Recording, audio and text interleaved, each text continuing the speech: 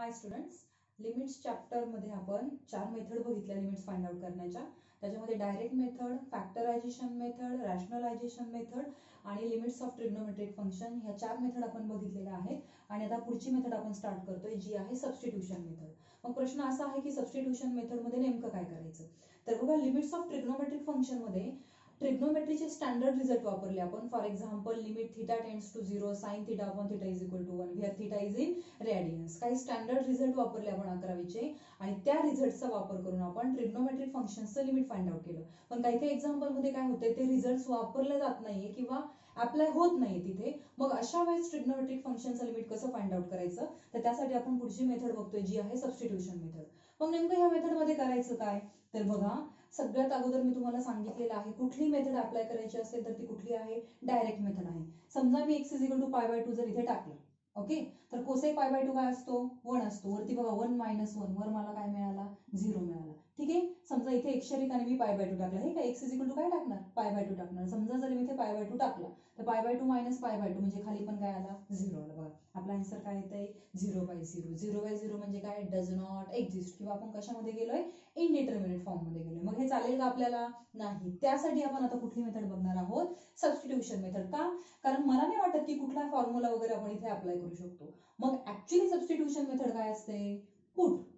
Substitution म्हणजे काय, substitute करणे. पुट, तुमचा जो एक्स असतो का, तो एक्स तसाच ठेवायचा.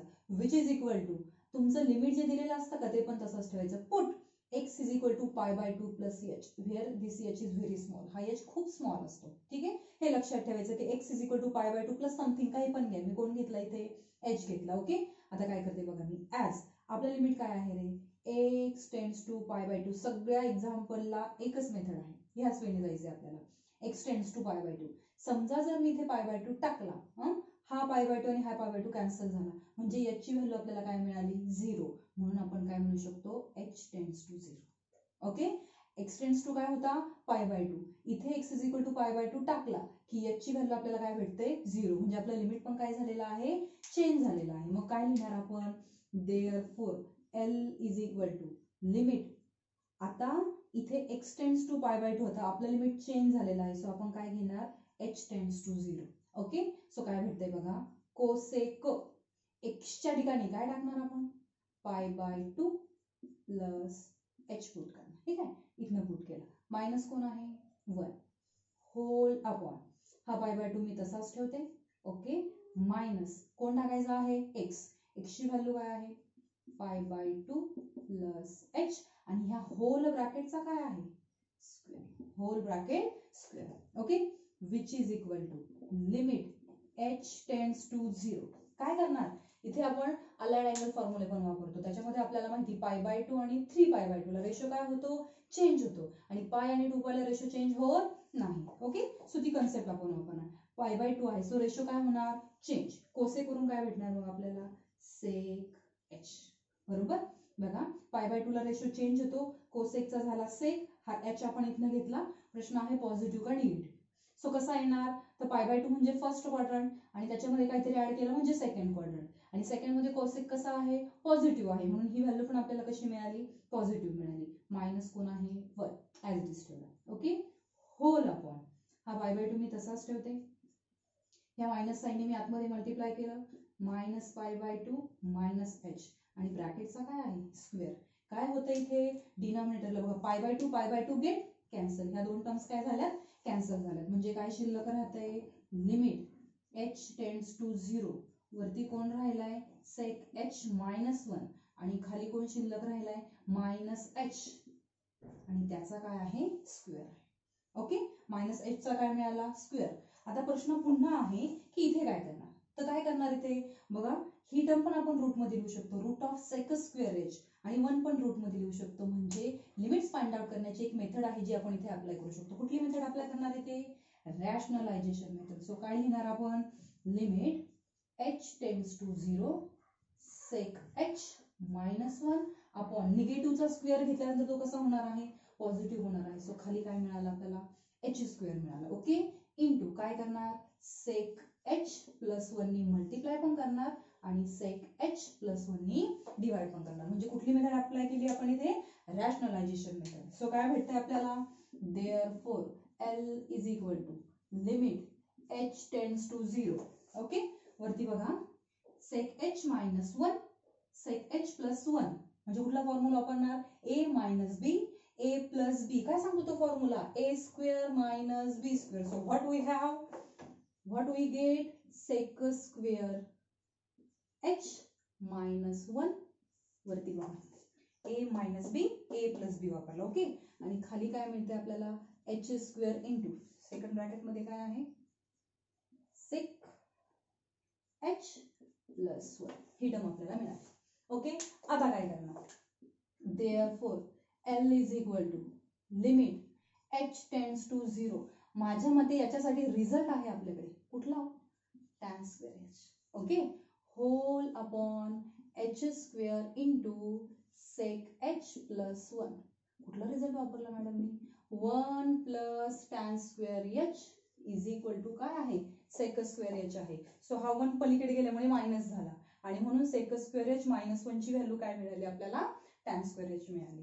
दिस कॅन ऑल्सो राईट, हे पण आपण कसं लिहू शकतो this can be written as limit h tends to 0. कसं लिहिते बघा मी tan square h upon h square. हा h स्क्वेअर मी याला दिला into 1 upon sec h plus 1.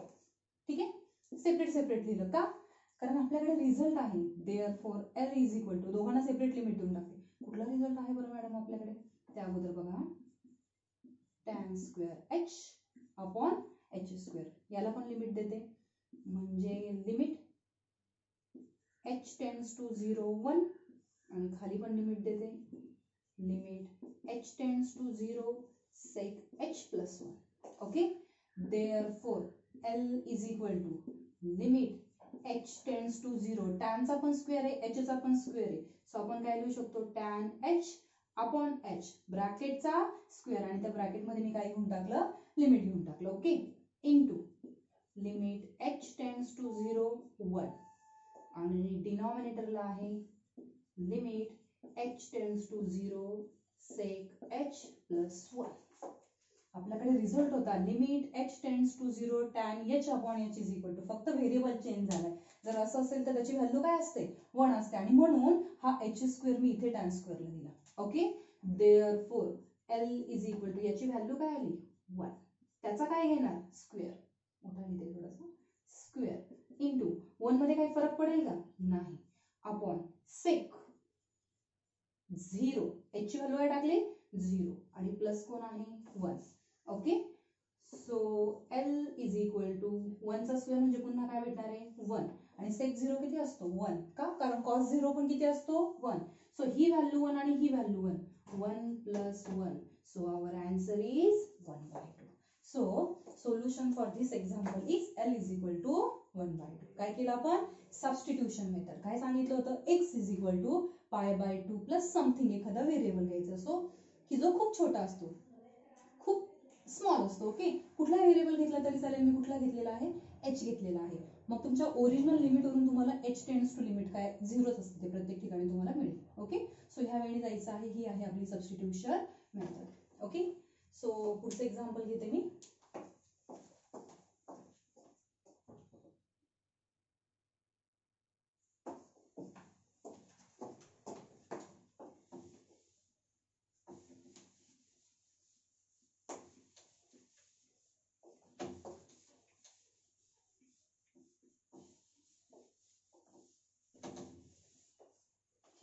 Second example, limit x tends to pi root of 5 plus cos x minus 2 upon pi minus x bracket square. Okay, example आहे बघा. तुम्ही trigonometric फंक्शनचा एखादा result apply होतोय का पण मला तर नाही दिसत आहे बघा रिझल्ट अप्लाय होतोय. मग तुम्ही म्हणशाल मॅडम हे रूट मध्ये हे पण आपण 2 म्हणजे √4 लिहू शकतो. रॅशनलायझेशन इट्स ओके वापरू शकतो आपण मान्य मला. पण ट्रिग्नोमेट्रीचा एखादा रिझल्ट वापरू शकतो का आपण इथे नाही. सो आपल्याकडे ऑप्शन म्हणजे काय आहे सबस्टिट्यूशन मेथड. मग काय करणार put x is equal to काय पुट करणार pi plus h. Okay, as आपलं लिमिट काय आहे x टेंड्स टू पाय जर मी इथे x ची व्हॅल्यू पाय टाकली तर हा पाय आणि हा पाय कॅन्सल झाला, म्हणजे आपल्याला काय भेटतंय h टेंड्स टू 0. ठीक आहे. Therefore L is equal to limit, change झालेलं लिमिट लिहिले बरं का मी, h tends to 0 root of 5 plus cos, x च्या ठिकाणी कोण टाकायचं आपल्याला, पाय प्लस h आणि मायनस कोण आहे 2, त्याला धक्का लावलेला नाही, whole upon pi minus x ची व्हॅल्यू टाकते मी, ते काय आहे ती पाय प्लस h आणि ब्रॅकेटचा काय आहे. ओके. इथून पुढे आपल्याला फक्त सिम्प्लिफाय करायचं आहे. ऍक्च्युअली हे महत्त्वाचं आहे. Which is equal to limit h tends to 0 बघा रूट ऑफ 5 प्लस, इथे कोण दिसतोय पाय, अलाइड अँगल आहे की नाही. सो पायला रेशो चेंज होतो का नाही, म्हणजे इथं कोण मिळाला कॉस h मिळाला. पॉझिटिव्ह का निगेटिव्ह हा प्रश्न आहे. ठीक आहे. हवं तर मी असं लिहून घेते बघा, कॉस h बघा पाय आहे, रेशो चेंज झालेला नाही. पाय म्हणजे सेकंड क्वाड्रंट, त्याच्यामध्ये काहीतरी ऍड केलं म्हणजे कुठे गेलो थर्ड क्वाड्रंट मध्ये, आणि थर्ड मध्ये कॉस कसा आहे निगेटिव्ह, म्हणून इथे कुठला साइन आला मायनस साइन आला, -2 अपॉन पाय, ह्या मायनस साइन मी आतमध्ये मल्टिप्लाय करते, मायनस पाय मायनस h आणि ब्रॅकेटचा काय आहे स्क्वेअर. ओके. पुढच्या स्टेपला आपण फक्त काय करणार आहोत, दिस पाय पाय गेट कॅन्सल आणि हे प्लस मायनस काय होणार मायनस, म्हणजे आपल्याला काय भेटतंय limit h tends to 0 root of 5 minus cos h -2 whole upon minus h चा काय भेटणार स्क्वेअर भेटणार. बघा पुन्हा इथे जे सांगितलं होतं तेच आले. कुठली मेथड वापरावी लागेल, yes rationalization method. So which is equal to limit h tends to 0, मी आपलं फंक्शन लिहून घेते एकदा. इथे निगेटिव्हचा स्क्वेअर घेतल्यानंतर तो कसा येणार आहे पॉझिटिव्ह. याला काय करणार root of 5 minus cos h plus 2 घेणार, मिडल साइन चेंज करणार ना, मायनसचं काय घेणार प्लस, ह्या टर्मने मल्टिप्लाय पण करणार आणि येस डिवाइड पण करणार प्लस. ठीक आहे. सो पुढची स्टेप आपली काय असेल, therefore L is equal to limit h tends to 0. बघा ह्या टोटल टर्मला a माना टोटल, आणि ह्या 2 ला b माना, a minus b a plus b that is a square minus b square. Correct. So ह्या टर्मचा स्क्वेअर काय होईल रूट निघून जाईल, म्हणजे कोण राहिले इथे 5 minus cos h, 5 minus cos h, middle sign काय आहे मायनस, आणि 2 चा स्क्वेअर काय मिळाला 4 होल अपॉन खाली कोण आहे आपला h स्क्वेअर तसाच आहे, आणि सेकंड ब्रॅकेट मध्ये काय येणार root of 5 minus cos h plus 2. Okay. आता काय करणार सिम्प्लिफाय करूया. ठीक आहे. Therefore L is equal to limit h tends to 0, ह्या 5 मधनं हा 4 गेला म्हणजे कोण राहिला 1 minus cos h whole upon h square, and in second bracket root of 5 minus cos h plus 2. आता इथून पुढे तुम्ही दोन वेळी जाऊ शकता. कुठले दोन वे, तुम्ही पुन्हा रॅशनलायझेशन वापरू शकता. बघा 1 हा रूट मध्ये लिहू शकतो आणि cos h हा कसा लिहू शकतो root of cos square h लिहू शकतो, म्हणजे दोन्ही पण फंक्शन कशामध्ये आले रूट मध्ये आले. याचा अर्थ आपण पुन्हा रॅशनलाइज पण करू शकतो, किंवा दुसरा वे म्हणजे तुम्ही इथे डायरेक्टली हाफ अँगल फॉर्म्युला वापरू शकता. कुणासाठी 1 मायनस कॉस h साठी हाफ अँगल फॉर्म्युला वापरू शकता. ठीक आहे.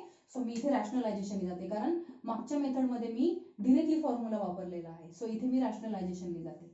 बघा लिमिट h टेंड्स टू 0, तुम्ही डायरेक्टली फॉर्म्युला वापरला तरी चालेल 1 मायनस कॉस h साठी. ठीक आहे. मी रॅशनलायझेशन वापरते, म्हणजे काय येणार इथं फंक्शन लिहून घेऊयात का. ठीक आहे. Whole upon h square root of 5 minus cos h plus 2. ठीक आहे. काय करणार 1 प्लस कॉस h नी मल्टिप्लाय पण करणार आणि 1 प्लस कॉस h नी डिवाइड पण करणार. ठीक आहे. Therefore L is equal to limit h tends to 0 1 minus cos h 1 plus cos h 1 minus cos square h, okay, whole upon h square into बाकी सगळं ॲज इट इज ठेवलं. ठीक आहे. 1 plus cos h 1 minus cos square h means result आहे fundamental identity, काय value आहे sin square h, okay, आणि त्याला हा h स्क्वेअर देते. आपल्याला जागा कमी आहे सो इथेच मी सेपरेट करून घेते. इनटू 1 अपॉन काय आहे रे route of 5 minus cos h plus 2 and in second bracket 1 plus cos h. मी पुन्हा सांगते, इथे तुम्ही डायरेक्टली 1 minus cos h चा फॉर्म्युला पण टाकू शकता 2 sin square h by 2. Last video मध्ये मी त्याने सॉल्व्ह केलेला आहे, म्हणून मी इथे रॅशनलायझेशन मेथड वापरलेली आहे. त्याने मी तर म्हणते त्याने 2 स्टेप्स कमीच लागतील तुम्हाला. ठीक आहे. पण समजा ऐनवेळेस फॉर्म्युला आठवला नाही तर तुम्ही रॅशनलायझेशन करू शकता, म्हणून इथे आपण हे घेतले. ठीक आहे. आता काय करूया, सेपरेट द लिमिट. बघा लिमिट h टेंड्स टू 0 साइनचा पण स्क्वेअर आहे h चा पण स्क्वेअर आहे, म्हणजे काय लिहिणार sin h अपॉन h ब्रॅकेटचा स्क्वेअर. बघा मी लिमिट आतमध्ये घेऊन टाकले. ओके. इनटू 1 ला काही फरक पडेल का लिमिटने, नाही, तसाच लिहिते. मग लिमिट h टेंड्स टू 0 आपलं पहिलं function root of 5 minus cos h plus 2, याला पण लिमिट देऊन टाकूया. इथे इनटू टाकू तुमच्यासाठी.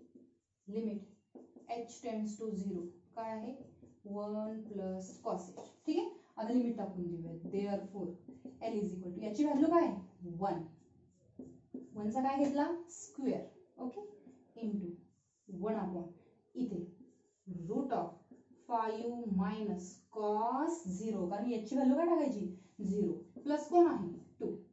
ठीक आहे.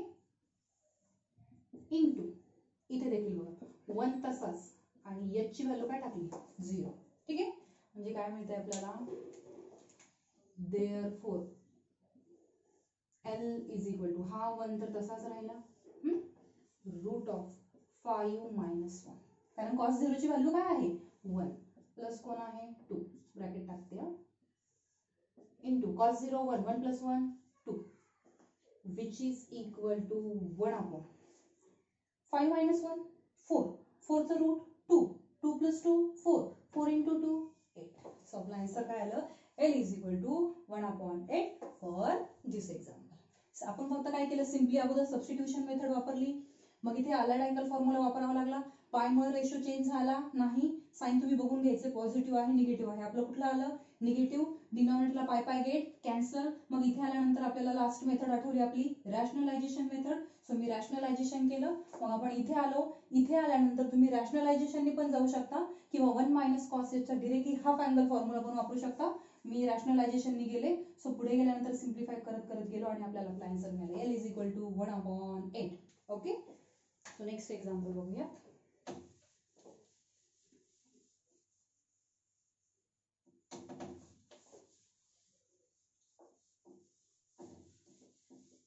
लिहायला आहे पण स्टेप बाय स्टेप, फक्त फॉर्म्युले पाठावेत तुमची. ठीक आहे. सो नेक्स्ट एक्झाम्पल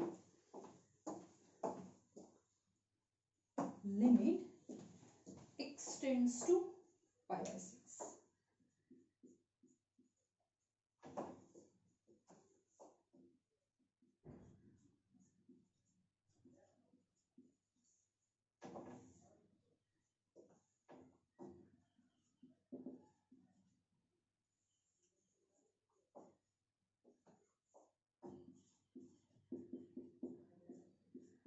तुम्ही हवं तर डायरेक्टली लिमिट पुट करून बघा. बघा डायरेक्टली जर तुम्ही x is equal to pi by 6 टाकला ना तर मी सॉल्व्ह करत नाही, तुम्ही टाकून बघा तुमचा आन्सर 0/0च येणार. आणि म्हणून आपण काय करणार पुट. मी थोडंसं शॉर्ट जवळजवळ लिहिते कारण एक्झाम्पल मोठा आहे. Put x is equal to pi by 6 plus h as x tends to काय आहे आपला pi by 6. बघा x is equal to pi by 6 टाकून द्या, काय मिळेल रे h tends to 0. ठीक आहे. आपण काय करूयात एकदा न्यूमरेटरची व्हॅल्यू काढून घेऊयात किंवा मी L जरासा नीट लिहिते. Limit x tends to pi by 6. 2 तसंच ठेवलं मुलांनो. इथे पण मायनस साईन दिसतं, इथे पण मायनस साईन दिसते. मायनस साईन काय घेतलं? कॉमन. म्हणजे आतमध्ये कोण राहील? √3 cos x plus sign x. बरोबर, दोन्ही ठिकाणावरून मायनस साईन कॉमन घेतलं. आणि खाली कोण आहे आपला? 6x minus pi bracket square. हवं तर याला आपण इक्वेशन फर्स्ट म्हणूया. ठीक आहे, इथेच व्हॅल्यू टाकल्या ना की खूप कॉम्प्लिकेटेड होईल. आपण याला बाजूला घेऊया. नाव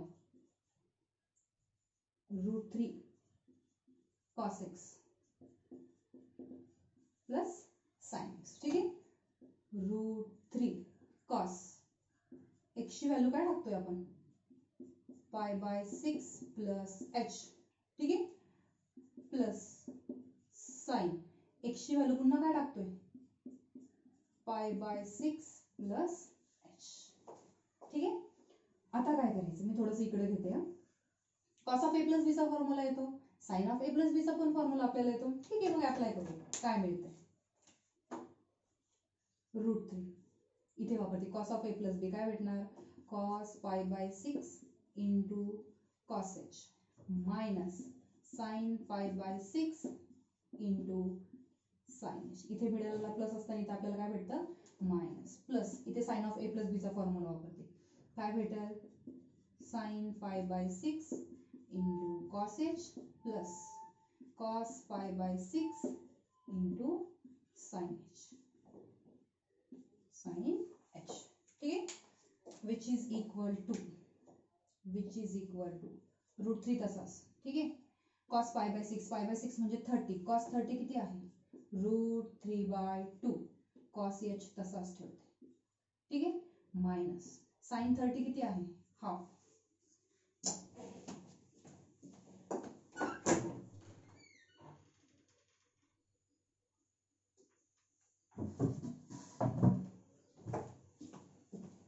लाईट गेली जरा, सो मध्ये ब्रेक झालं, सॉरी. बघा, cos pi by 6 √3/2 cos h as it is minus sine as it is sine pi by 6 1/2 into sine h. Okay, आणि आता इथे व्हॅल्यू टाकूया सेकंड ब्रॅकेटमध्ये. Sine pi by 6 1/2 into cos h. Sorry, मिडलला plus sine आहे इथे, हे plus sine. So खालच्या स्टेपला घेते मी. Sine pi by 6 means half into cos H plus cos pi by 6 √3/2 into sine H. ठीक आहे, आता काय करूयात आपण? ह्या √3 ने आतमध्ये मल्टिप्लाय करून घेऊया. म्हणजे काय भेटेल आपल्याला? बघा, √3 into √3 3. So 3/2 cos H. Okay, ह्या √3 ने इथे मल्टिप्लाय केलं मायनस √3/2 साइन एच. ओके, ह्या √3 ने आतमध्ये मल्टिप्लाय केलं. ह्या टर्म्स काय भेटतं आपल्याला? 1/2 कॉस एच आणि last term plus √3/2 sine H. काही लक्षात येतंय का? कुठली तरी एक टर्म कॅन्सल होते बाबा. कुठली टर्म कॅन्सल होते? √3/2 साइन एच निगेटिव्ह आणि √3/2 साइन एच पॉझिटिव्ह. ह्या दोन टर्म्स काय झाल्या? कॅन्सल झाल्या. आणि इथे बघा, डिनॉमिनेटर 2 आहे आणि इथे पण डिनॉमिनेटर काय आहे? 2. डिनॉमिनेटर सेम असेल तर न्यूमरेटरची काय घेतो? ऍडिशन. बघा, 3 cos h आणि 1 cos h. That is L is equal to limit h tends to 0.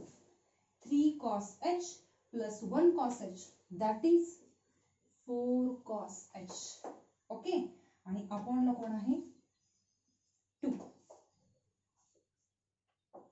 Actually आपण L नाही फाइंड आउट करते, which is equal to 4 cos h आणि अपॉनला कोण मिळाला? 2, म्हणजेच 2 cos h. कोणाची व्हॅल्यू ही? याची व्हॅल्यू आपल्याला मिळाली. कोण भेटला आपल्याला? √3 cos x plus sign x. काय व्हॅल्यू मिळाली? 2 cos h. काय केलं माहिती आपण? ही वरची व्हॅल्यू फाइंड आउट केली. ठीक आहे, मिळाली. आता काय फाइंड आउट करूया? ही खालची व्हॅल्यू फाइंड आउट करूया. 6x minus pi. नाव 6x मायनस पाय ब्रॅकेटचा काय आहे? Square, which is equal to. बघा, 6 तसाच. x ची व्हॅल्यू काय टाकणार? Pi by 6 plus h pi by 6 plus H आणि मायनस कोण आहे पाय आणि ह्या सगळ्याचा काय घेणार स्क्वेअर. बरोबर लिहिलाय. ठीक, सिम्प्लिफाय करूयात. विच इज इक्वल टू 6 6 काय ह्या 6 ने जर आतमध्ये मल्टिप्लाय केलं 6 6 गेट कॅन्सल पाय 6 इंटू एच 6h आणि हा मायनस पाय ब्रॅकेट स्क्वेअर पाय पाय गेट कॅन्सल. सो 6 चा स्क्वेअर 36 आणि h चा स्क्वेअर h स्क्वेअर. आपण ह्या स्टेपला सिम्पली काय केलंय फक्त पाय पाय गेट कॅन्सल. कोण मिळालं रे मुलांनो 6x minus pi bracket square. ही टर्म आपल्याला मिळाली. न्यूमरेटर पण मिळाला डिनॉमिनेटर पण मिळाला. कुठे टाकायचा 1 मध्ये. So equation first becomes okay. Equation first मध्ये टाकते. देअरफॉर नाउ एल आता L L is equal to limit x tends to pi by 6 x tends to pi by 6 2 तसाच 2 तसाच मायनस साइन तसाच. याची व्हॅल्यू आता काढली रे आपण 2 cos h आपण याची व्हॅल्यू काय आली 36h स्क्वेअर. ओके. आता काय करणार म्हणजे असं लक्षात येतंय की न्यूमरेटरला दोन्ही ठिकाणी 2 आहे. 2 काय घेणार common. So L is equal to limit x tends to pi by 6 2 common घेतला आतमध्ये 1 minus cos h upon 36h square. Therefore L is equal to limit x tends to pi sorry आपलं लिमिट चेंज झालेलं आहे. Limit h tends to 0 h tends to 0 to 2 okay 1 minus cos h upon 18h square. ठीक आहे. आपण इथे दोन वेळी जाऊ शकतो. पहिला वे मगाशी सांगितल्याप्रमाणे रॅशनलायझेशन पण करू शकता किंवा हा फायनल फॉर्म्युला पण वापरू शकता. ओके. सो आपण रॅशनलायझेशन करूया. तसं काही नाही फॉर्म्युला वापरला तरी चालेल. इंटू 1 मुलांना जास्त करून रॅशनलायझेशन सोपं वाटतं म्हणून मी तुम्हाला रॅशनलायझेशन सांगते. फॉर्म्युला वापरला तरीही चालेल. सो काय मिळते आपल्याला therefore L is equal to limit h tends to 0. काय नाही चुकलं तर चुकलं. लिमिट पुढे गेल्यानंतर लक्षातच येत होतं कारण आपण सगळं कशामध्ये आहोत h मध्ये आहोत. 1 minus cos h 1 plus cos h what 1 minus cos square h whole upon 18 into h square into 1 plus cos h. Okay.